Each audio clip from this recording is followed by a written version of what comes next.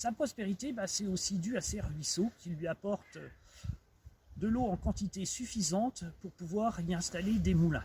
Donc de l'artisanat se développe, on peut imaginer forgerons, maréchal ferrant, rémouleurs et autres.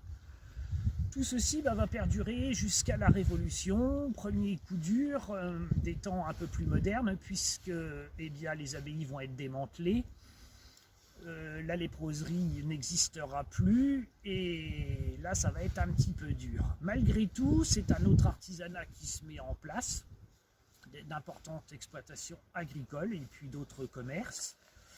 Et ça va durer tant bien que mal, passer les périodes délicates comme la guerre de 1870 et la défaite française. Bien sûr, il faudra payer quelques taxes aux troupes d'occupation prussiennes.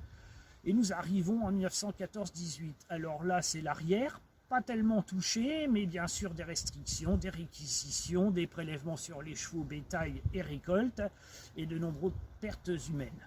C'était un peu l'âge d'or. Avec la révolution industrielle, la plupart des moulins vont décliner, fermer, et tout cet artisanat va disparaître. 1940, c'est une occupation classique avec le couvre-feu, et puis bien sûr les réquisitions et les libertés restreintes. Ensuite, lentement, malheureusement, Condé va décliner au niveau de sa population et va perdre son statut de bourg pour devenir un petit village qui se regroupera avec d'autres communes pour faire face à cet exode rural et devenir les Hauts-de-Chais. Mais je vous invite à venir découvrir ces belles maisons en pierre de Savonnières et puis également ces beaux vestiges, cette léproserie, comme je vous l'ai dit, qui est actuellement une mairie, ces belles petites maisons de maître, cette jolie propriété en face, petit hôtel particulier, on ne peut pas vraiment dire château.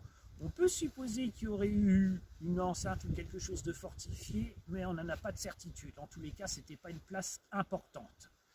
Voilà ce qu'on peut dire. Venez flâner dans les rues, venez découvrir son lavoir et tout un tas de choses. Sentier de la Meuse vous invite pour de prochaines balades et découvertes. À bientôt sur Sentier de la Meuse.